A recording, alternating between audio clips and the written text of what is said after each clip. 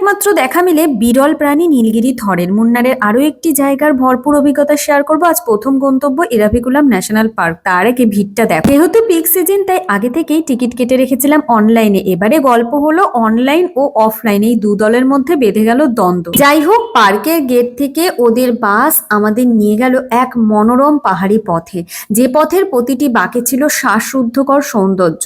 পথে এক ঝলক দেখা মিলল এক অচেনা জলপ্রপাতের। তারপর শুরু হলো প্রায় ঘন্টা খানিকের ট্রেক। মানে এখান থেকে প্রায় 1 কিলোমিটার গোটা পথ আমাকে ট্রেকিং করে পাহাড় ঘুরে দেখতে হবে। অবশ্যই ফেরার সময় ওদের বাস আবার আমাদের যথাস্থানে নামিয়ে দেবে। নীলগিরি থর এই প্রাণীটি কেবলমাত্র ভারতেই আছে, একেবারে বিরল প্রজাতির প্রাণী। এই নীলগিরি থর এমনই এক প্রাণী যা ভেড়া ও ছাগলের সংমিশ্রণে সৃষ্টি।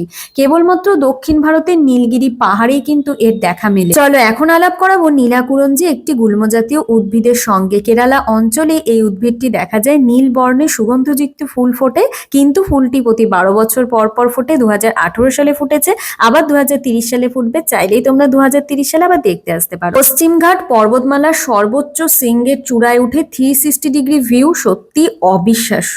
মেঘের ভেতর পাহাড়, পাহাড়ের ভেতর সবুজ, এক অন্য জগৎ। মন চাইছিল আরো কিছুক্ষণ থাকতে, কিন্তু সময় শেষ। দেখা হচ্ছে নতুন একটি পর্বে।